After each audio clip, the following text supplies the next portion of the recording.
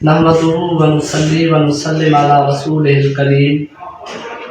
अम्मा बाद फ़अऊज़ु बिल्लाहि मिनश शैतानिर रजीम। बिस्मिल्लाहिर रहमानिर रहीम।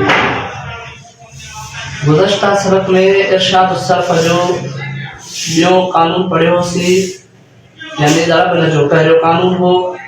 अल्हम्दुलिल्लाह अॼु इरशाद सर्फ़ जो 3 नंबर कानून ऐं ज़रब न जो 2 नंबर कानून थींदो। सब खां पहिरियां कानून जी इबारत ॿुधो आहे इज्तिमाए अर्बा हरकात मुतवालियात दरियक कलमा व हुक्म वे ममनू अस्त। तर्जुमो: गॾु थियण चइनि हरकतुनि लाॻीतियुनि जो हिक कलमे में ऐं उन जे हुक्म में मनल आहे।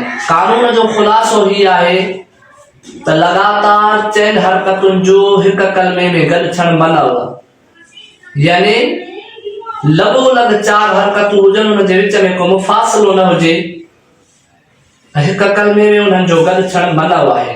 उहो कलमो चाहे हक़ीक़तन हिकु कलमो हुजे या हुक्मन हिकु कलमो हुजे, ॿिन्ही में लगातार 4 हरकतुनि जो गॾु थियण मनल आहे।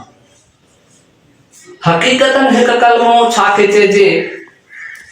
हक़ीक़तन हिकु कलमे जो मतिलब ही आहे त उनखे वाज़िह वज़ह हिक माना जे लाइ कयो हुजे, यानी शुरू खां इहो हिकिड़ी माना जे लाइ वज़ह कयो वियो हुजे।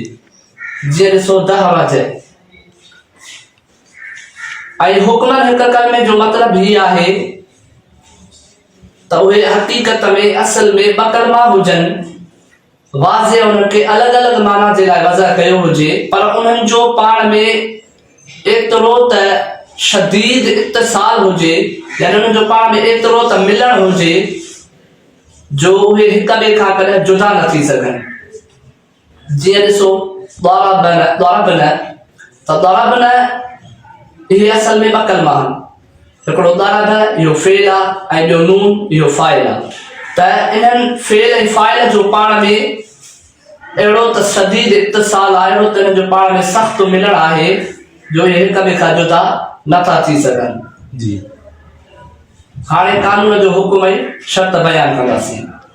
कानून जो हुकुम आहे त 4 हरकतुनि मां हिकिड़ीअ खे किराइण वाजिब आहे। हुकुम छा आहे त हिकिड़ीअ खे किराइण वाजिब आहे, पर उन जे लाइ 3 शर्त आहिनि। उहे शर्त ही आहिनि। पहिरियों शर्त आहे त 4 हरकतूं हुजनि। हाणे ॾिसो ضرب में हरकतूं आहिनि, पर हिकिड़ीअ खे कोन किराएसीं छो त 4 कोन्हनि के, हिते 3 हरकतूं आहिनि। ॿियो शर्त इहो आहे त उहे 4 ई हरकतूं लगातार हुजनि, असली हुजनि, माना आरज़ी न हुजे उन में का हरकत, असली हुजनि। टियों शर्त आहे त उहे 4 ई हरकतूं हिक कलमे में हुजनि, पोइ चाहे उहो कलमो हक़ीक़तन हिकु हुजे या हुक्मन हिकु हुजे। जीअं असां हक़ीक़तन हुक्मन जो पोइ तव्हांखे ॿुधायोसीं त हक़ीक़तन हिकु कलमो छा आहे, हुक्मन हिकु कलमो छा आहे। त उहे 4 ई हरकतूं हिक कलमे में हुजनि, पोइ चाहे उहो कलमो हक़ीक़तन हिकु हुजे या हुक्मन हिकु हुजे। हाणे हक़ीक़तन हिक कलमे जो मुताबिक़ी मिसाल आहे त दाह रजमा 10 रजम, ऐं हुक्मन हिक कलमे जो मुताबिक़ी मिसाल आहे ضربन मां ضربन। साईं हिकिड़ो सवाल आहे जी। ضربता में 4 हरकतूं आहिनि, पोइ उन मां हिकिड़ी हज़फ कोन कयूं छो? अच्छा, ضربता में 4 हरकतूं आहिनि, पर जेका ता जे मथां हरकत आहे इहा असली न आहे, आरज़ी आहे। असां कानून जो शर्त बयान कयोसीं त उहे हरकतूं जेके हुजनि असली हुजनि, आरज़ी न हुजे का।